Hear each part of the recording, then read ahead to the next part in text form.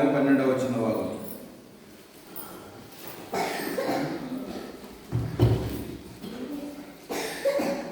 ఆమోసు గ్రంథము 4వ అధ్యాయము 12వ వచన భాగము. కాబట్టి ఇశ్రాయేలీయులారా, మీ ఎడల నేను ఇలాగూ చేయుదును గనుక ఇశ్రాయేలీయులారా, రక్షకుడైన యేసుక్రీస్తు ప్రభు నామములోనే ప్రార్థించి స్తుతించి వేడుకుంటున్నాము పరమ తండ్రి, ఆమేన్. సహోదరి సహోదరులారా, ఆమోసు గ్రంథం 4వ అధ్యాయం 12వ వచనంలో దేవుడు అంటున్నాడు ఇశ్రాయేలుతో, కాబట్టి ఇశ్రాయేలీయులారా, మీ ఎడల నేను అలాగనే చేయుదును గనుక ఇశ్రాయేలులారా, సన్నిధి కనబడుటకై పరుడి. 11వ వచనం చూడండి, అక్కడ ఏముందంటే, దేవుడు సొదొమ గొమొర్రాలను బోర్లా చేసి నాశనం చేసినట్లు నేను మీలో కొందరు నాశనం చేయగా మీరు మంటల నుండి తీయబడిన కురువులైనట్టు తప్పించుకుంటుని, ఆయనను మీరు నా తట్టు తిరిగిన వారు కారు, ఇదే యెహోవా. కాబట్టి ఇశ్రాయేలులారా, మీ ఎడల నేను ఇలాగ చేయుదును గనుక ఇశ్రాయేలులారా, మీ దేవుని సన్నిధి కనబడుటకై సిద్ధపరుడి. మనకందరికీ తెలిసిన విషయమే, సొదొమ గొమొర్రా పట్టణాలను దేవుడు అగ్నిగంధకముల చేత నాశనం చేశాడు. ఇప్పటి వరకు గడ్డి కూడా అక్కడ ప్రదేశంలో మొలవలేదు. మీలో కొందరు ఇక్కడ ఉన్నాడు, తప్పించుకొంటిరి, ఆయనను మీరు నా తట్టు తిరిగిన వారు కారు, ఇదే. కాబట్టి ఇశ్రాయేలులారా, మీ ఎడల నేను ఇలాగ చేయుదును గనుక మీ దేవుని సన్నిధిని కనబడుటకై సిద్ధపడుడి. ఏముండాలంటే, మనము 2025వ సంవత్సరంలో దేవుని సన్నిధిని కనబడుటకై సిద్ధపడి ఉండాలి. ఆయన రాకడా మన పోకడా ఎప్పుడు మనకు తెలియదు. ఆయన రాకడా మన పోకడా ఎప్పుడో మనకు తెలియదు. సిద్ధపడి ఉండాలి. ఆయన ఎప్పుడైనా రావచ్చు. ఆయన ఎప్పుడైనా రావచ్చు. ఆర్భాటంతో, ప్రధాన దూతశబ్దంతో పరలోకం నుండి ప్రభు దిగి వస్తాడు. ఆ మీదట సజీవమై నిలిచిండు. మనము ఏకముగా ప్రభుడు ఎదుర్కొంటకు మనం సిద్ధపడి ఉండాలి. ఏముండాలంట? సిద్ధపడి ఉండుడి. ఎక్కడ ఉండాలి? ఎక్కడ సిద్ధపడాలంట? దేవుని సన్నిధిని కనబడుటకై సిద్ధపడుడి. కోరాహు కుమారులు అన్నారు. ఏమని స్తుతించారు కోరాహు కుమారులు? నేను దేవుని సన్నిధికి ఎప్పుడు వచ్చేదను, ఆయన సన్నిధి నేనెప్పుడు కనబడదు. దుప్పి నీటి వాళ్ళ కొరకు ఆశపడు, దేవా నా ప్రాణముల కొరకు తృష్ణ కొనుచున్నది, లేక ఆశ కొనుచున్నది. కీర్తనలో 42వ కీర్తన, కీర్తన గ్రంథము 42వ కీర్తన,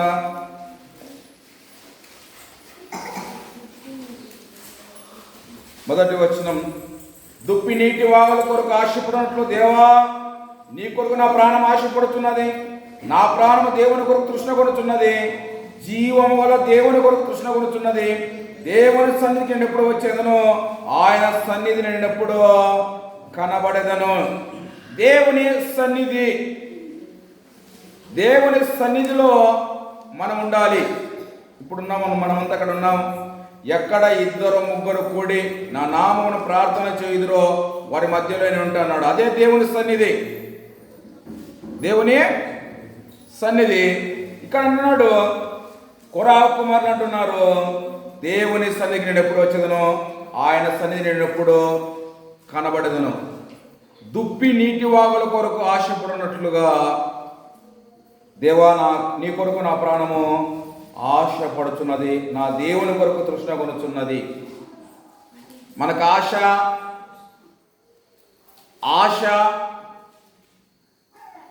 వాక్యం పట్ల ఉండదు.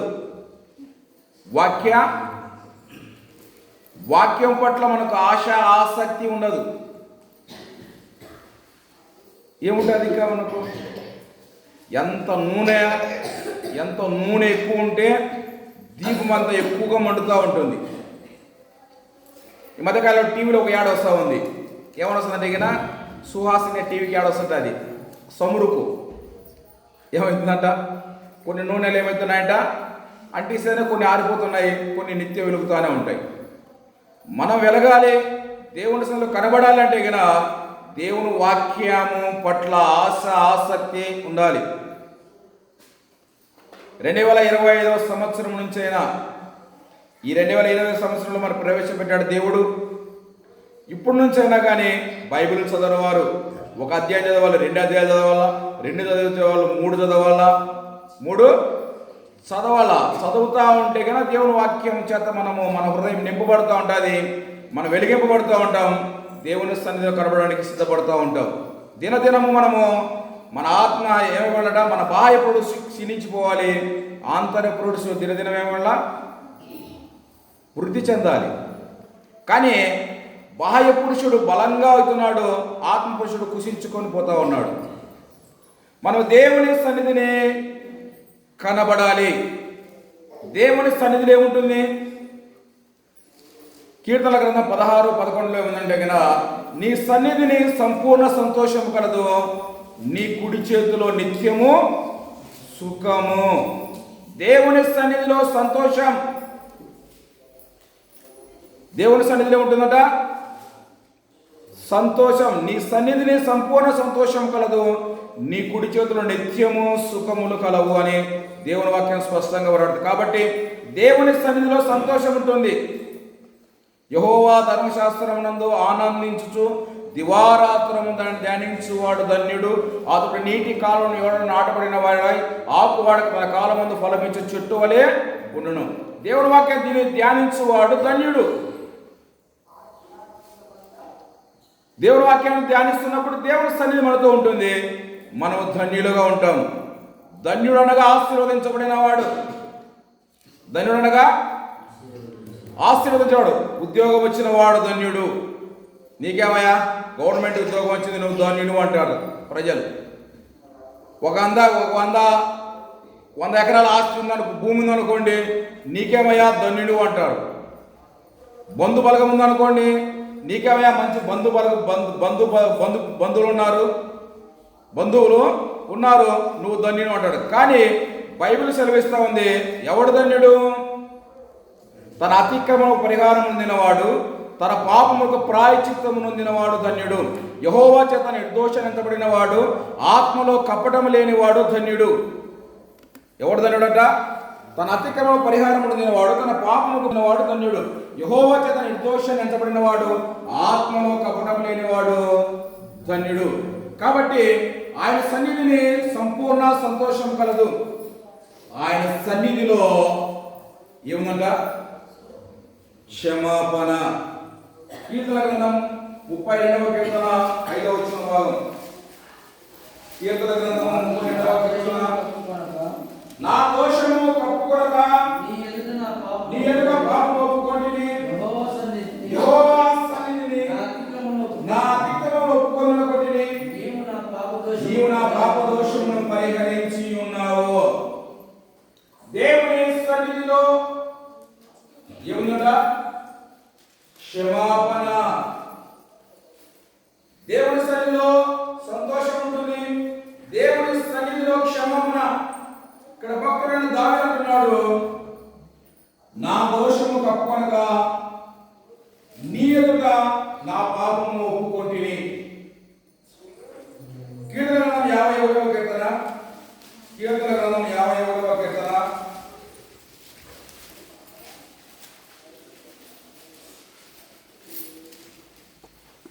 కీర్తన గ్రంథము 51:4, నీకు కేవలం నీకే విధమైన పాపం చేస్తున్నాను, నీ దృష్టి ఎదుట నేను చెడుతనం చేస్తున్నాను.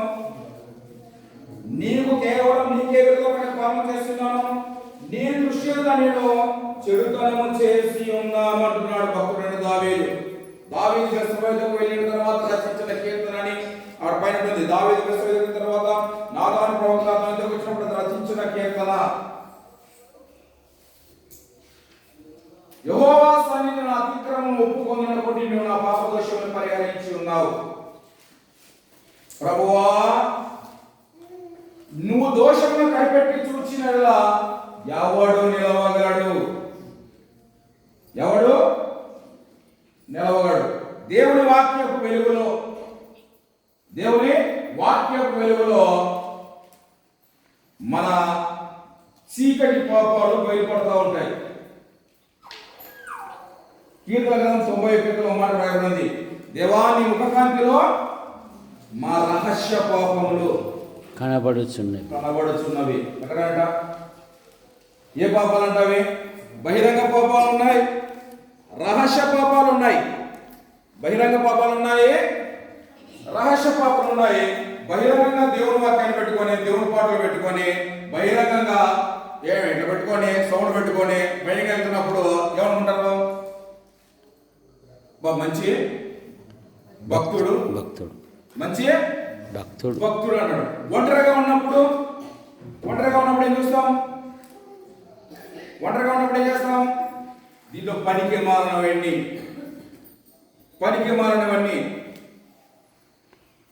మారినవన్నీ చూస్తా ఉంటారు.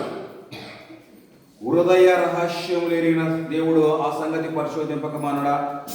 హృదయ పరిశోధకుడు యెహోవా. హృదయములను అంతరేంద్రములను ఆయన పరీక్షించువాడు. ఇక్కడ అంటే అక్కడ కీర్తన 91 చదువుకున్నాం. అక్కడ మనం ఏం చదువుకున్నాం? దేవాని ముఖకాంతిలో మా రహస్య పాపములు కనబడుచున్నవి, నీ దృష్టిలో నేను పాపము చేస్తున్నాను, విరోధముగా పాపము చేస్తున్నానని ఒప్పుకుంటున్నాడు దావీదు. అతిక్రమం దాచిపెట్టువాడు వర్ధిల్లుడు, వాడు ఒప్పుకొని విడిచిపెట్టువాడు పొందుతాడంట కనికరము. దేవుని కనికరం పొందుకుంటాడు. కాబట్టి దావీదు బెత్షెబకు వెళ్ళిన తర్వాత చాలా పోగొట్టుకున్నాడు. ఏం పోగొట్టుకున్నాడు? తప్పిపోయిన కుమారుడు తండ్రిని ఇచ్చిన తర్వాత ఏం కోల్పోయాడు? సమస్తాన్ని కోల్పోయాడు, నష్టపోయాడు. సమస్తాన్ని కోల్పోయాడు, నష్టపోయాడు. తండ్రి వాడు దూరంగా ఉండగానే చూచి కనికరపడి వాని మధ్య ముద్దు పెట్టుకొని తన ఇంటికి తీసుకొని వచ్చి వాడి పాదములకు చెప్పులు తొడిగించి, వస్త్రాలు తొడిగించి, నూతన వస్త్రాలు తొడిగించి, ఉంగరం పెట్టి గొప్ప విందు చేయించాడు. దావీదు బెత్షెబ జరిగిన తర్వాత కొన్ని కోల్పోయాడు. అందుకంటున్నాడు ఏమంటే కన్నా, ప్రభువా ఏమడుగుతున్నాడు? నా అంతరంగములో స్థిరమైన మనస్సు నూతనముగా పుట్టించు. ఈ నూతన సంవత్సరం ఏం కోరుకోవాలంట? మనం ఏం కోరుకోవాలా? ఏమడుగుదాం చెప్పండి? ప్రభువా నా అంతరంగములో స్థిరమైన మనస్సు నూతనముగా పుట్టించు. ఎందుకనగా చూడండి, కీర్తన 51వ కీర్తన 10వ భాగం. దేవా నా యందు శుద్ధ హృదయము కలగజేయుము, నా అంతరంగములో స్థిరమైన మనస్సును నూతనముగా పుట్టించుము. నీ సన్నిధిలో నుండి త్రోసివేయకము, నీ పరిశుద్ధాత్మను తీసివేయకము, నీ రక్షణను మరలా పుట్టించుము. సమ్మతి గల మనసు కలగజేసి నన్ను దృఢపరచుము. ఇవన్నీ కోల్పోయాడు. దావీదు ఏం కోల్పోయాడంట? సమ్మతి గల మనసును కోల్పోయాడు, శుద్ధ హృదయాన్ని కోల్పోయాడు, దేవుని సన్నిధిని కోల్పోయాడు, పరిశుద్ధాత్మను కోల్పోయాడు, రక్షణానందం లేదు, మనస్సు కూడా సమ్మతి గల మనస్సు లేదు. అందుకంటున్నాడు సమ్మతి గల మనస్సు, నూతన హృదయం నాకు దయచేయమంటున్నాడు. ఒప్పుకోవాలి. ఈ 2024 సంవత్సరంలో మనమందరము ఏదో ఒక సందర్భంలో దేవునికి అయాసకరంగా ప్రవర్తించి ఉంటాము. ఒకవేళ నేను ఆ విధంగా ప్రవర్తించలేదు అని నిన్ను నువ్వు మోసపరుచుకుంటే అది మనం చేయలేము. మనం ఎవరేం చేయలేము. ఏదో సందర్భంలో మనం దేవునికి అయాసకరంగా మాట్లాడి ప్రవర్తించి జీవించి ఉంటాం. ప్రభువా అలాంటి హృదయాన్ని నా నుంచి తీసివేయి ప్రభువా, నూతన హృదయం నాకు దయచేయని అడగాలి. ఏమంటున్నాడు ఇంకా? నీ సన్నిధిలో నన్ను త్రోసివేయకము. జాగ్రత్త, మనమంతా దేవుని సన్నిధిలో ఉన్నాం. నీ సన్నిధిలో నన్ను త్రోసివేయకుము. సన్నిధిని ఉండి వెలివేయబడినాడు. దేవుని సన్నిధి నుండి ఒకడు వెలివేయబడినాడు, కయ్యూను. ఆదికాండము 4వ అధ్యాయము, ఆదికాండము 4వ అధ్యాయము 14వ వచన భాగం, 13-14 చదువుకుందాం. అందుకు కయ్యూను, నా దోష శిక్ష నేను భరింపలేనంత గొప్పది. నేడు ఈ ప్రదేశమును వెళ్ళగొట్టుతివి. నీ సన్నిధికి రాకుండా వెలివేయబడి దిగులు పడుచు భూమి మీద దేశ తిమ్మరనైందును. కావున నన్ను కనుగొనవాడెవడో వాడు నన్ను చంపునని యెహోవాతో అనెను. దేవుని సన్నిధి నుండి వెలివేయబడ్డాడు. ఎవరు? కయ్యూను. ఎందుకు చంపాడు? తన తమ్ముడైన హేబేలు యొక్క అర్పణను దేవుడు స్వీకరించాడు. కయ్యూను అర్పణను స్వీకరించినందుకు తన తమ్ముడైన హేబేలు మీద పడి తను చంపాడు. దేవుడు ప్రేమ కలిగిన దేవుడు. కయ్యూను, నీ తమ్ముడైన హేబేలు ఎక్కడా అన్నాడు. ఆదాముతో ఏమన్నాడు? ఆదామా, నీవు ఎక్కడా అన్నాడు. ఎందుకన్నాడు? వెతకి రక్షించడానికే, వెతకి రక్షించుట కొరకే. చూడండి, నినివే పట్టణ ప్రజలను దేవుడు నాశనం చేయాలని తీర్మానించుకున్నాడు. ఎందుకనగా నినివే పట్టణస్తుల దోషము దేవుని సన్నిధి జ్ఞాపకార్థ చేయడంత అంత భయంకరంగా పాపం చేశారంట నినివే పట్టణ ప్రజలు. కానీ దేవుడు కృపగలిగిన దేవుడు. ఎవరు పంపించాడు? యోనాను పంపించాడు. యోనా గురించి మనం ఇందాక ఇక్కడ ఈయన విలువేయబడ్డాడు. ఈయన యోనా ఎక్కడి నుంచి పోతున్నాడట? దేవుని సన్నిధిలో నిలవక తర్షీసు పోయి ఓడలెక్కాడు. ఎక్కడ పోయాడట? తర్షీసు పోయి ఓడలెక్కి ఆయన వెళ్ళిపోతా ఉన్నాడు.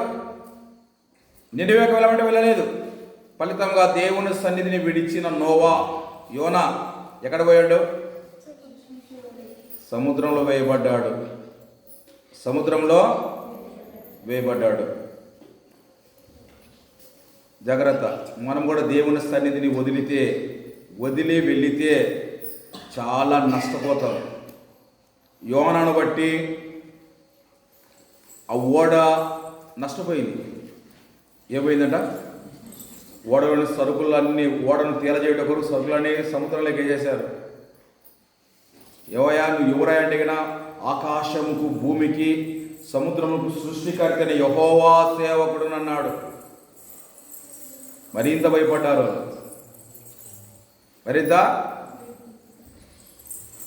భయపడ్డారు. యెహోవా సన్నిధి నిలవక యోనా పాడిపోయాడు. ప్రేమ కలిగిన దేవుడు నినివే పట్టణాన్ని నాశనం చేయొచ్చు అగ్నిగంధకముల చేత. కానీ ఆయన ఎవరిని శిక్షించే దేవుడు కాదు. నోవాహు కాలంలో కూడా చెరలో ఉన్న ఆత్మ ఎదుక ఆత్మస్వరూపిగానే వెళ్ళి సువార్తను ప్రకటించాడు. అవిధేయుల వారి యొద్దకు వెళ్ళి, అవిధేయులు అంటే విధేయులు కాని ప్రజలు అనగా నోవాహు భార్య, నోవాహు ముగ్గురు కుమారులు షేము, హాము, యాపేతు వారి భార్యలు 8 మంది విధేయత చూపించారు. మిగతా వారంతా అవిధేయులైన వారి యొద్దకు వెళ్ళి, చెరలో ఉన్న ఆత్మల యొద్దకు వెళ్ళి, ఆత్మస్వరూపంగా వెళ్ళి ఆయన దేవుని వాక్యాన్ని ప్రకటించారు. కానీ ఎవరు వారిని అంగీకరించలేదు. కానీ నినివే పట్టిన ప్రజలు రాజు మొదలుకొని సామాన్యులకు అందరూ కఠినమైన ఉపవాసం ఉన్నారు. నినివే యోనా గ్రంథం చదివితే చాలా మంచి మాటలు ఉన్నాయి. చూడండి, కొన్ని చదువుకునే వరకు అట్లా చూసుకుందాం. కొన్ని మాటలు చూసుకుందాం. యోనా గ్రంథం 3వ అధ్యాయం 5వ వచన భాగం. నినివే పట్టణపు వారు దేవుని యందు విశ్వాసం ఉంచి ఉపవాస దినము సాటించి. 9వ వచనం. మనుషులందరూ తమ దుర్మార్గమును విడిచి తాము చేయు బలాత్కారమును మానివేయవలను. మనుషులేమి పశువులేమి సమస్తమును గోనపట్ట కడుకలను. జనులు మనస్పూర్వకంగా దేవుని బతిమాలు కొడవలను, వేడు కొడవలనని దూతలు నినివే పట్టణంలో చాటించి ప్రకటన చేసిరి. ఈ నినివే పట్టణ ప్రజలు మొదటగా ఇప్పుడు ఏముంచారంట? దేవుని యందు విశ్వాసం ఉంచారు, ఉపవాసం ఉన్నారు, దుర్మార్గాన్ని విడిచారు, మనస్పూర్వకంగా దేవుని బ్రతిమాలుకున్నారు. వారికి చేయుతున్న కీడు చేయక దేవుడు పశ్చాత్తాపుడై వారిని క్షమించాడు. అదే క్షమాపణ. దేవుని సన్నిధిలో ఏముంటుందంట? క్షమాపణ అడగాలి దేవుని సన్నిధిలో. ప్రభువా, నేను ఈ 2024 సంవత్సరం నీకు ఆయాసంగా బ్రతికానయ్యా, నన్ను క్షమించు. ఇదిగో దావీదు అన్నాడు కదా, దేవా నాకు శుద్ధ హృదయం కలగజేయుము, సమ్మతి గల మనస్సు నూతనంగా నాకు పుట్టించు అన్నాడు కదా. ప్రభువా, అలాంటి స్థిరమైన నూతన మనస్సు, నూతన హృదయం నాకు ప్రభుని అడగాల. అడుకోకుండా కొత్త సంవత్సరం పడినా కదా happy new year happy new year అంటే ఏముంటుంది? హ్యాపీ ఒక పెద్ద వస్తూ ఉంటుంది, లోపల జాయినెస్ ఉండదు, సంతోషం ఉండదు. కొత్త మనసు రావాలి, కొత్త ఆలోచన రావాలి, కొత్త తలంపులు రావాలి, కొత్త చూపు రావాలి, కొత్త అది నూతన జన్మ, నూతన జన్మ అనుభవం మనం పొందాలి. యేసుక్రీస్తు ప్రభువారు రూపాంతర కొండ మీదకి పేతురు, యోహాను, యాకోబుని తీసుకెళ్ళినప్పుడు, వారితో పాటు యేసు ప్రభు రూపాంతరం చెందినప్పుడు అక్కడ వాళ్ళు ఏమన్నారు తెలుసా? వాడు ఆలోచన చెప్పండి, చిన్న బైబిల్ ప్లీజ్. వాళ్ళ ఆలోచన చెప్పండి. యేసు ప్రభుతో పాటు రూపాంతరం చెందాడు. తెలిసిన తర్వాత ఓకే, యేసు ప్రభు కంటే తెలుసు, మోసే అని తెలుసు. ఇక్కడ వీళ్ళు పేతురు, యోహాను, యాకోబు కూడా తెలిసిందా? పేతురు, యోహాను, యాకోబు కూడా అన్నారు, ఇదిగో ప్రభువా, నీకొకటి, మోసేకొకటి, ఏలియాకొకటి, 3 పర్ణశాలలు కట్టుకొని మనం ఇక్కడే ఉందాం అంటున్నారు. మార్క్స్ 9వ అధ్యాయంలో మాటలు ఉన్నాయి. ఏమన్నారంట? వరాలోచన రూపాంతరం చెందారు కానీ, రూపాంతరము చెందారు కానీ వారి మనస్సు భూమికి ఉంది. భూమి సంబంధమైన వాటి మీదనే ఉంది. భూ సంబంధమైన ఇక్కడే ఉందాం. అనంతపురంలో మందిరం కట్టారు. 40 ఇంచుల రాడ్తో మందిరం కట్టారు. పెద్ద మందిరం. భూకంపం వచ్చినా కూడా, భూకంపం వచ్చి అనంతపురం సగం కూలిపోయినా కూడా సిఎస్ఐ, అనంతపురం సిఎస్ఐ చర్చి కొంచెం కూడా కదలకూడదని కట్టారు. ఎక్కడ కట్టకూడదు? ఏమనుకుంటుందా? ఏం కదలకూడదంట? చర్చి కదలకూడదు. సజీవమైన మందిరాలు పడిపోతా ఉన్నాయి, శిథిలమైపోతా ఉన్నాయి, రాళ్ళ మందిరాలు కడతా ఉన్నారు. ఫలితం ఏమి? కోట్ల రూపాయలు వెచ్చించి రాళ్ళ మందిరాలు కడుతున్నారు. ఏం శూన్యం, దమిడి అధికం లే. రాళ్ళ మందిరాల వల్ల దమిడి అధికం లే. సజీవమైన రాళ్ళు మందిరాలు, సజీవమైన మందిరాలు శిథిలమైపోయాయి, పడిపోయాయి. బాగు చేసేవాళ్ళు లేరు. బాగు చేసేవాళ్ళు రాళ్ళ మందిరం మాత్రం కడుతున్నారు, గేరికి కడుతున్నారు. ఏం ప్రయోజనం? 7 4 ఆడ 4 ఆడ 4 ఆడ 4 ఇవే రాళ్ళే, అన్ని సిఎస్ఐ రాళ్ళే అనుకుందాం. 7 4 ఆడ 4 ఆడ 4 ఉన్నాయి, ఏవి లేవు. శిథిలమైపోయినాయి, పడిపోయాయి. నూతన హృదయం లేదు. అడుగుదాం, 2025 సంవత్సరంలో ప్రభువా, నాకు నూతన హృదయం దయచేయి, నూతనమైన తలంపులు దయచేయి. ఇక్కడ కయ్యూను దేవుని సన్నిధి నుంచి వెలివేయబడ్డాడు. దేవుని సన్నిధి నుంచి వెలివేయ అంటున్నాడు, ఎవడు నన్ను కనుగొనో వాడు నన్ను చంపును అంటున్నాడు. ఎవడు నన్ను కనుగొన్నా వాడు నన్ను చంపును అంటున్నాడు. భక్తుడు అన్నాడు, నేను యెహోవా సన్నిధిని జీవించుచున్నాను, ఆ యెహోవా జీవముతోడు నీ చెప్పుల వారి నాకు అక్కర్లేదన్నాడు. ఆది కాండము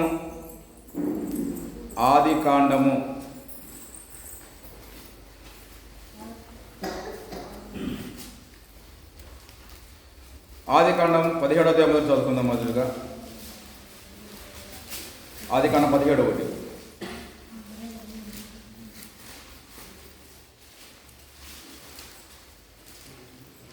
అబ్రాము 99 ఏళ్ల వాడినప్పుడు యెహోవా అతనికి ప్రత్యక్షమై, నేను సర్వశక్తి గల దేవుడను, నా సన్నిధిలో నడుచుచు నిందారహితుడవై ఉండుము. ఏమన్నాడంట?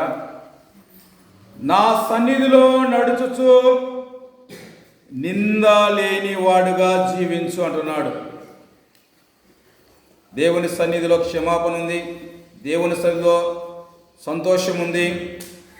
దేవుని సన్నిధిలో దేవుడు కోరుతున్నాడు, నా సన్నిధిలో నిందారహితుడుగా జీవించు. నిందా రహితులుగా జీవించు. నింద, దేవదాన గారు అంటున్నారు ఒక మాట, ఏమంటారు? నింద ఒక 100 అని. నింద ఒక 100. ఊరికే దెబ్బలు తింటే ప్రయోజనమా? తప్పు చేసి దెబ్బలు తింటే ప్రయోజనమా? తప్పులు చేసి దేవుని సువార్తకు వెళ్ళి దేవుని పక్షమున దెబ్బలు తింటే ఘనం, దేవునికి ఘనం. పనికి మాల పనులు చేసి శిక్షించబడి దెబ్బలు తిన్నప్పుడు ప్రయోజనం ఏం లేదు. నా సన్నిధిలో నడుచుచు నిందారహితుడవై ఉండము. నింద లేకుండా. నేను ఇందాక క్రిస్మస్ రోజు ఒక మాట చెప్పాను. ఏం చెప్పినాను? మొన్న ఆదివారం ఒక మాట చెప్పినాను. ఏం చెప్పాను? ఎన్టీవీలో 2 దైవజనులు క్యాష్ ఒక వేసుకొని ఫుల్ పీటి మీద కొట్లాడుకుంటున్నారు. జై నువ్వు వద్దు అని. ఏంటికి? ఎన్టీవీలో న్యూస్ చెప్తున్నారు, కానుకలు కొట్లాడుతున్నారట. ఇంకెక్కడ నింద? రాలేరా అన్యులు? ఏరా? తలకాయలే కొట్లాడుకునేప్పుడు కాళ్ళు చేతులు ఏం చేస్తాయి? తలకాయలే కొట్లాడుకున్నప్పుడు ఏం చేస్తాయి? అది నిందారహితమైన జీవితం కాదు. నిందారహితమైన జీవితము కాదు. ఆదికాండం 24వ అధ్యాయము 39వ వచ్చిన భాగం. వేరే సహోదరుడికి మనం పిల్లల టైమింగ్ అవి చెప్తాం. 24:39. అప్పుడు నేను నా యజమానునితో, ఆ స్త్రీ నా వెంట రాదేమని చెప్పినప్పుడు అతడు, ఎవని సన్నిధిలో నేను జీవించుచున్నానో ఆ యెహోవా జీవంతో, ఆ యెహోవా నీతో కూడా తన దూతను పంపి నీ ప్రయాణం సఫలము చేయనుక నీవు నా వంశస్థుడు నా తండ్రి ఇంట నుండి నా కుమారునికి భార్యను తీసుకొని వచ్చేదవో. ఏం మాట అండి ఇది! నేను ఎవని సన్నిధిలో జీవించుచున్నానో ఆ యెహోవా నీతో కూడా ఒక దూతను పంపును, నా కుమారునికి భార్యను తీసుకొని వచ్చేదవు. కరెక్ట్ చెప్తున్నాడు. ఇంకా తీసుకొని వస్తా పోయాడు.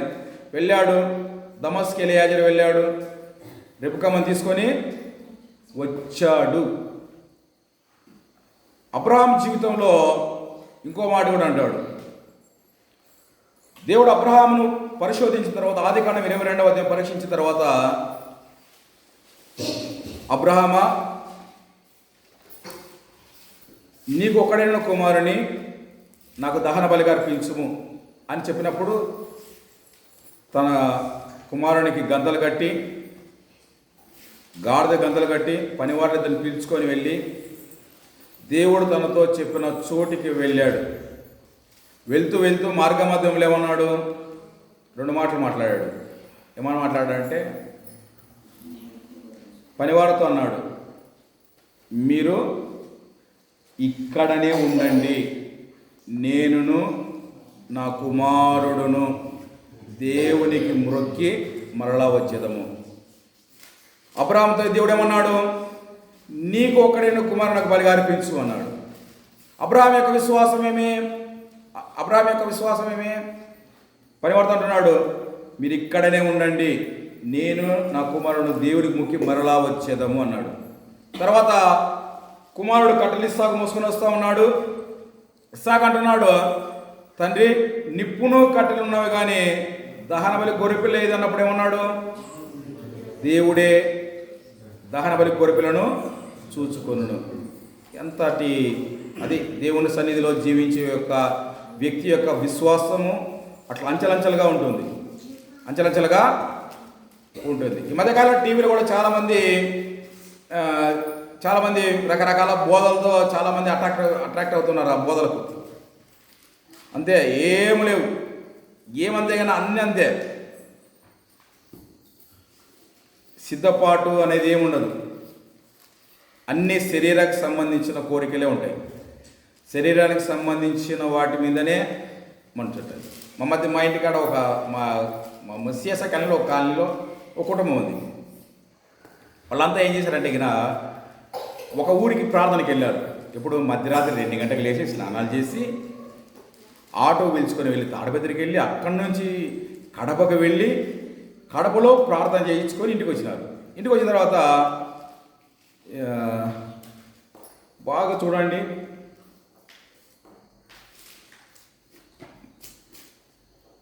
కాటిపాపర్లు ఎవరు యాగేర్లో కనబడతారు ఎక్కువ చెప్పండి.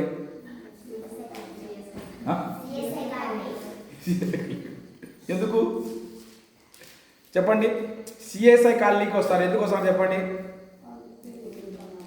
వాళ్ళు భక్తులు ఉన్నారు, వాళ్ళు కాబట్టి కాపరుల యొక్క భక్తులు ఉన్నారు, కాటి కాపరులకు భక్తులు ఉన్నారు.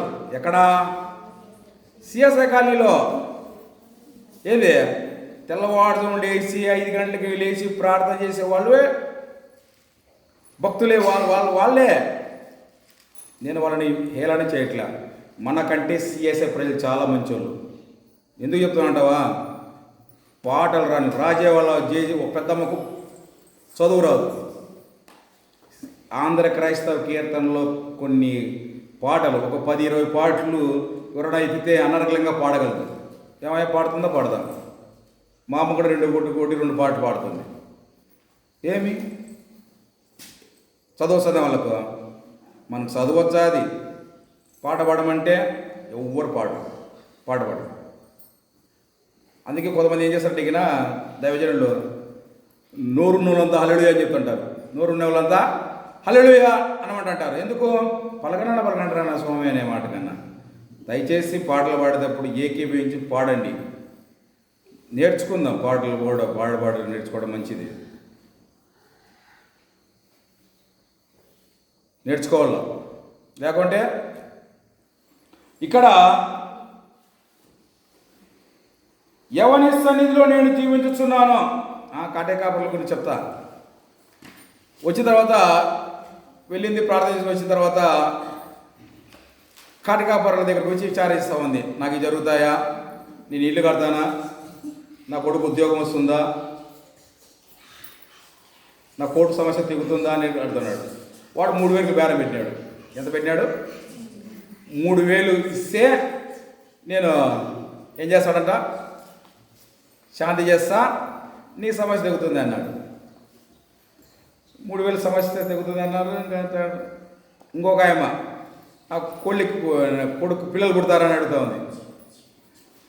మంచిదేలే, ఉన్నా చాలాసేపు నుంచి జరుగుతూ ఉంది. 3,000 ఉన్నాయి, వీళ్ళు డిస్కస్ చేస్తా అన్నారు. ఇంక అన్నా పోయి ఏమ్మా అంత దూరం పోయినారు. సౌలు ఇశ్రాయేలు మొదటి రాజు కర్ణపిశాచముల యొద్ద విచారం చేసి చాలా నష్టపోయాడమ్మా. రాజుకొండ కూడా తీసివేయబడ్డాడు, చంపబడ్డాడు. దయచేసి అన్నప్పుడు పక్కకి వెళ్ళిపోయారు. వాడు అనుకుంటాడు కాటి కాపరిగాడు, పొద్దున్నే ఒక 3, 2, ఒక 5,000 వచ్చేది వీటి రాశి చేశారని అనుకుంటాడు. ఎలా ఉన్నాం? ఎవరిని సన్నిధిలో ప్రార్థన చేస్తున్నాం? ప్రార్థనకు జవాబిచ్చువాడు, ప్రార్థన ఆలకించువాడు, మన సమస్యలు తీర్చువాడు. అలాంటి దేవుని సన్నిధికి వచ్చి ప్రార్థన చేస్తున్నాం. ఎవరిదే విచారణ చేస్తున్నాం? ఎవరిదా విచారణ చేస్తున్నాం? నేను ఎవరిని సన్నిధిలో జీవించుతున్నానో నువ్వు వెళ్ళు, యెహోవా తన దూత నీకు ముందుగా పంపును, నువ్వు నా కుమారునికి భార్యని తీసుకొని వచ్చేదవు. మొదటి రాజుల గ్రంథం 17వ అధ్యాయం 1వ వచనం. మొదటి రాజుల గ్రంథం 17వ అధ్యాయం 1వ వచన భాగం.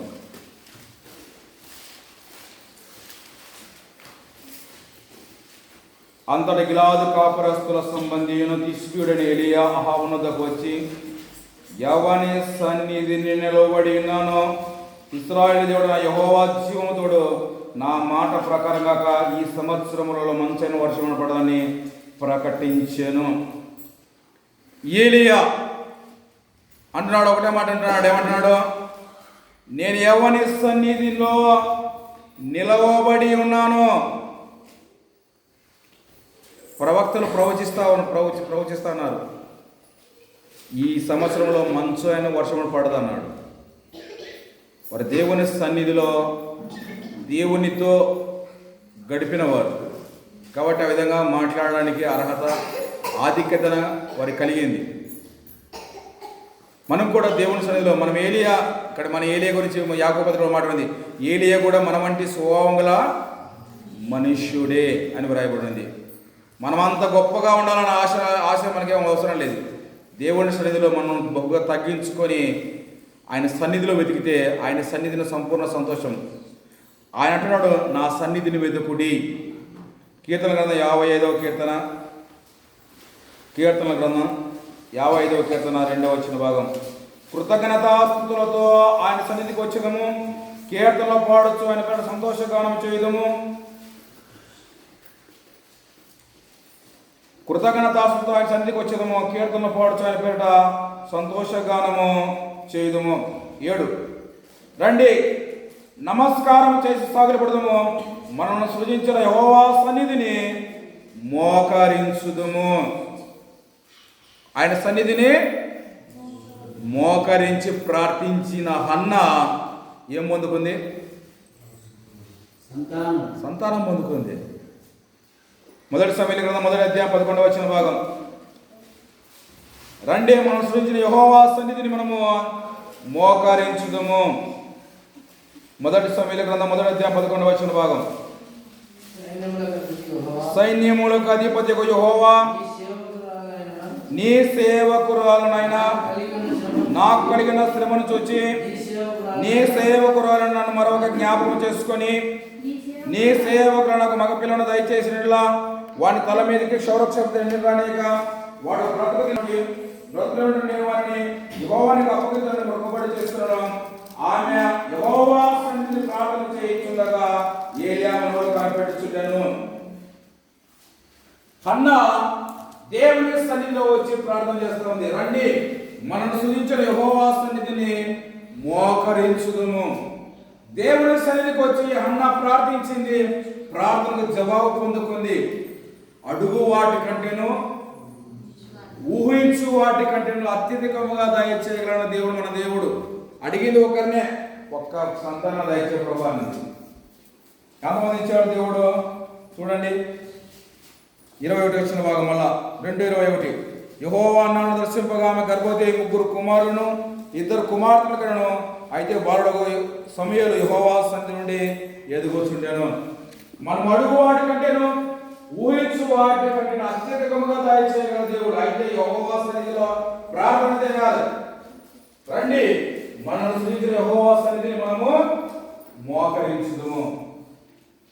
ఆఖరిగా మాట చెప్తారు. మోసే ఏమన్నాడు? నిర్గమకాండం 33వ అధ్యాయం 14వ వచనంలో యెహోవా ఏమన్నాడు? నీ సన్నిధి మాతో రానేలా మమ్మల్ని ఇక్కడ నుండి తోడుకొని పోకము. నిర్గమకాండం 33వ అధ్యాయము 14వ వచనం. అందుకు ఆయన నా సన్నిధి నీకు తోడుగా వచ్చును, నేను విశ్రాంతి కలిగినగా. మోసే నీ సన్నిధి రానిలా ఇక్కడ తోడుకొని పోకము. ఈ 2025వ సంవత్సరంలో హ్యాపీ అంటున్నాం, హ్యాపీనెస్ అంటున్నాం. ఏం చెప్తున్నారు? పర్యావరణవేత్తలు ఏం చెప్తున్నారు? అధికమైన ఎండలు మనం ఎదుర్కోవాల్సిన పరిస్థితి వస్తే అతివృష్టి, లేకుంటే అనావృష్టి. ఆకాశం నుంచి నక్షత్రాలు దినాలు ఉన్నాం. యుద్ధాలు భయంకరమైన దినాలు ఉన్నాం. కులాలకు మధ్య సమాధాన దినాలను బ్రతుకుతా ఉన్నాం. ప్రాంతానికి సమాధాన పరిస్థితులను బతుకుతా ఉన్నాం. లేదా అలాంటి పరిస్థితి దేవుని సన్నిధి లేకపోతే, అందుకే అంటున్నాడు ప్రభువా నీ సన్నిధి రాతో మాత్రం ఆయన నుంచి అడుగుదాం దేవుని, ప్రభువా ఈ 2025 సంవత్సరంలో నీ సన్నిధి మాతో ఉంచండి.